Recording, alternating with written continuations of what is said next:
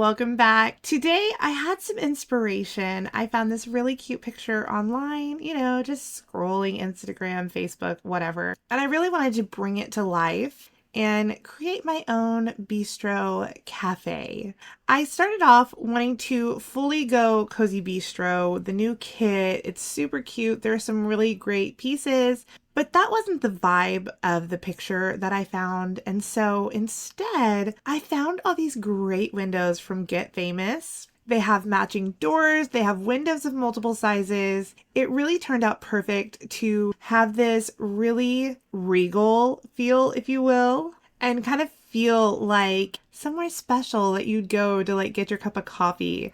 I put this cafe in Tartosa because it's such a beautiful world. And I was just really feeling the vibes. Also, I do use that circle window right there from My Wedding Stories, which also felt fitting because we're in Tartosa, which is the My Wedding Stories world. And I get to create this really pretty cafe. My first original thought that it would be like cafe bistro style, that you'd have a full menu. You could use dine out, run a restaurant in here, but it takes a lot of space to do that. And I didn't really want to do that. So I was like, well, we're going to use the bistro kit. Let's just go cafe.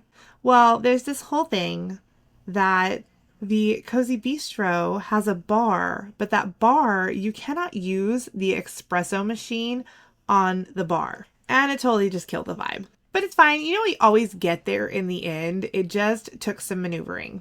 I loved all this really pretty iron scroll work that was coming into these Get Famous windows. I used vampires for the balcony fencing as well as the railing on the staircase. I also used those really pretty Discover University hanging plants, and I sized them up with the bracket key, turned them into this really pretty corbel.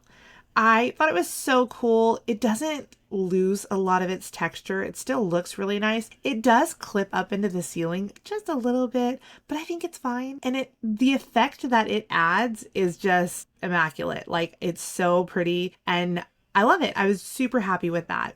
I really liked the cottage living stone, but I do end up changing it to the high school year stone later down the line. I kind of live with the cottage living brick and it's really pretty, but the stone from high school years I think is really gorgeous and adds a little bit of a cleaner look. So at first, this place is real small. It does get bigger and I add to it because I'm like, oh, I need bathrooms. Oh, I need a little more space for a staircase upstairs. So it's going to widen a little bit, but the front really does stay the same. I never widen the build. I deepen it, if that makes sense.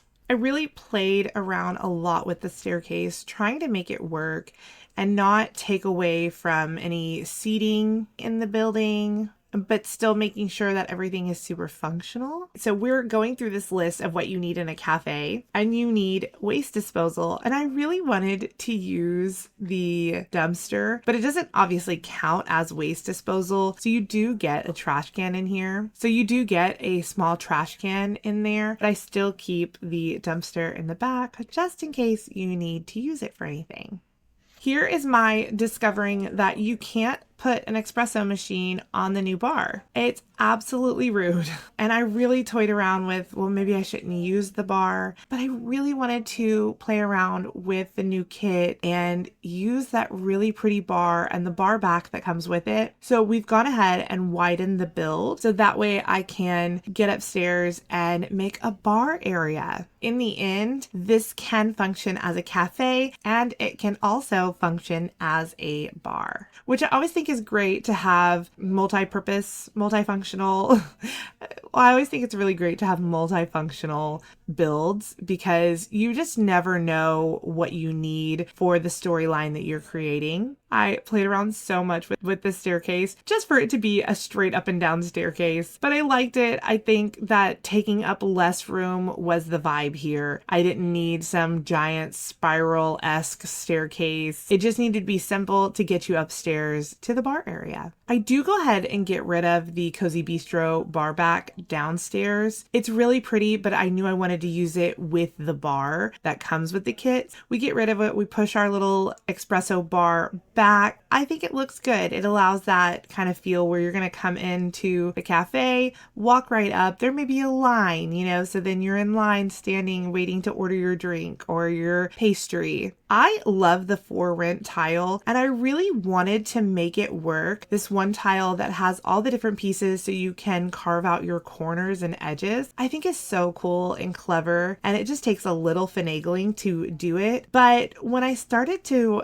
furnish, I realized it was honestly too busy. We sit with it for a minute because you just got to sit with it sometimes and just really get the feel for it. I do end up getting rid of it and just putting some nice hardwood flooring in there just to not be so assaulting to the eyes. I do keep the marble outside, that really pretty checkered marble. We keep it outside, and I think that it adds a really great effect for when you're outside of your build taking a look at it. The columns that I use are Discovery University. Once again, they have a really nice sculpture feeling to them. They're not just a basic, simple column. And so it really adds to the structural value of this build, if you will. Upstairs stays really simple. I do put a fireplace upstairs and some plants, but really when you're upstairs in the bar area, it's a simple go up, grab your drink, sit at the bar, if you will, and then you'd have standing room so you could talk, or you could go sit outside on the balcony, and I like the way it feels. This is where I started trying to furnish downstairs and realizing that the busy floor tile was just taking away from the build. Super pretty and probably would work in I have a fly literally flying around me. In a real life scenario, the tile would probably be okay, but somehow in The Sims, it just translates a little different, which makes sense. It's a game versus real life. And so the tile just is too much. We end up doing Eco Lifestyle as the hardwood flooring. It's one of my favorite. It's got some really pretty coloration in it, which I think helps to make it look a little more real. For fireplaces, I do like the Decor to the Max fireplace. I end up changing it for something just a little bit bigger. This base game one really felt a little bit better. I wish that the copper rose gold trim on it was a little more gold, because that was kind of where we were going in here. Even as is, that it looks really good. It takes up more room, has more of a presence, and just looks better overall. We get to use Decor to the Max chairs, and I also take away 2 of those Decor to the Max chairs and put in the Modern Luxe Kits chairs. So we end up having this more of this eclectic vibe where it's mixed, matched, but still all flows well together. We use Vintage Glamour in between the 2 Modern Luxe Kit chairs, and then we also use Decor to the Max over by the Decor to the Max chairs. I take that back. We use high school years in between the Modern Luxe Kit chairs. Man, I forgot about that one. Those last minute throw-ins where you're like, well, let me try it, and it ends up working and you love it. But I really did like the Vintage Glamour one too. For rugs in this space, right here, we're using the Industrial Loft Kit rug. I really like it. It's an orange swatch right at first, but it's got some really nice, just low-key swatches in there that you can use a little more. I use that rug quite a bit, as well as the rug right over there. It's the Snowy Escape rug. I love that one too. It's really pretty if you size it up, and you can kind of add them together and make a bigger rug. And it's got this really nice organic shape. It's not immediately rectangular or square.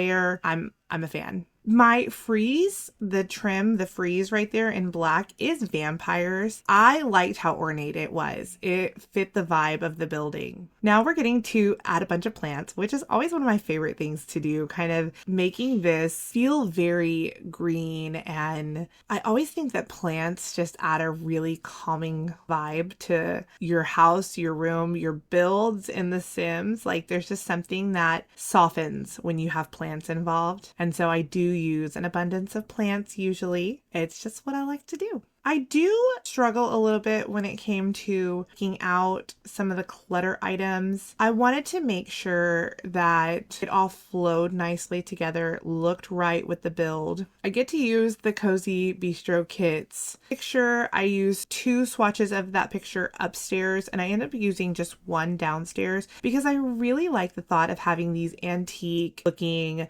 espresso machines and tea kettles. I just thought it looked really nice. Go ahead and add a menu onto the wall as well. It's from Get Together, this black one right here, and it has some really pretty swatches. I'm going to change the swatch of it a little bit. Adds a little more color. I like how it looks. So you walk in, you're going to have a little menu, little bulletin board menu, chalkboard, and then, you've got the really pretty little antiques on the shelves to look at. Back outside, adding just a couple more plants downstairs. I try not to repeat them. Sometimes it's difficult though. There's only a set amount of plants in the game, and some vibes are just better than others. You know what I mean? I end up using a lot of different plants from a lot of different kits and packs. It just is what it is at a certain point. A lot of times you can go into my builds and you'll see that that's why I use 20 different packs and kits, because most of it's like, oh, she used 1 plant from this kit and 1 plant from this pack. Just one of those things. We need more plants though. Blooming rooms is great. Let's do some more. We need more plants. I knew outside needed to be really lush, add more green with the landscaping, but I wasn't quite sure how I wanted it to look. It took me a minute to get there, and I kind of just start with adding a pond, which is super easy to do because it's a little pond. It can be a little more organic in shape. It can look a little weird. It doesn't have to be super perfect. I know it's hard. Sometimes you're like, well, especially me, I go back in and I kind of smooth it around and raise the ground up, and I play with it a lot. I think that it just adds a really great impact to your build, especially when you're trying to do something that has a really great outside area. I get into debug because the trees in Tartosa are in debug. So you're not going to find them just all willy-nilly hanging out where all the other trees are. You got to kind of get behind that wall to get them. And there's only 1. So we size them down a little bit. They're really big. So we size them down once and twice to kind of create a variation, to bring it back and make the world fit in with the build, or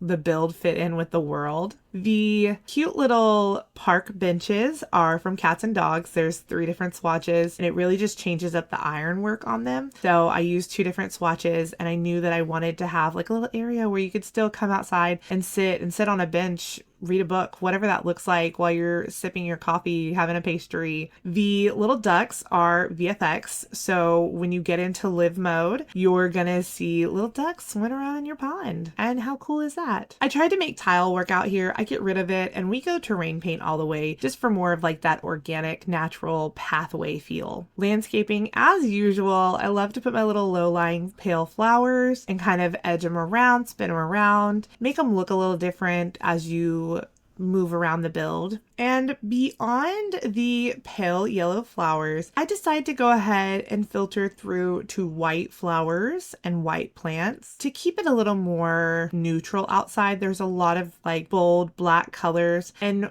white flowers just seemed really soft and kind of helped to soften the hardness of all the like ironwork that's outside. If you know me, if you've been around at any point in time, usually when I do a pond, I like to edge it with stone. It's just one of those things that I always do because I feel like it helps make the pond look a little more realistic. Sometimes, even with terrain paint, the edges of the pond don't exactly look right, which is fine, makes sense, it's perfect. It doesn't matter to me if you add stones to your ponds or not. I just like to do it for my sake. I go add those little rocks all around, kind of alt place them, and I really like it. Now I'm going to go ahead and we're going to get terrain paint done. We are really at the end point of this build. I always just play around with how that shape's going to look. And I really regret it because I liked the way that shaped look. I got rid of it and then I tried to get it back the rest of the time. Just kind of play around with terrain paint, get a nice pathway going. And this is really where that starts coming together. I was liking the shape of it. It was really like the original shape that I made that I liked and got rid of and couldn't get back. I wanted to bring something to that corner. So we go ahead, add a little table with an umbrella and some more like wrought iron chairs to continue adding into the vibe of the outside. And of course, a black and white striped umbrella, like can't beat that. I'm filling in more of the landscaping, kind of going around the path that I've built, adding more of those low-lying flowers just to bring it all together. And then we're going to add in some more dull daisies and more of the hydrangeas sized down a little bit because they're a little big, which is fine. I just wanted them a little bit smaller. We are basically done with this build. I'm just finishing up terrain paint now, going to add some dirt. So I think it's time that we jump into the screenshots.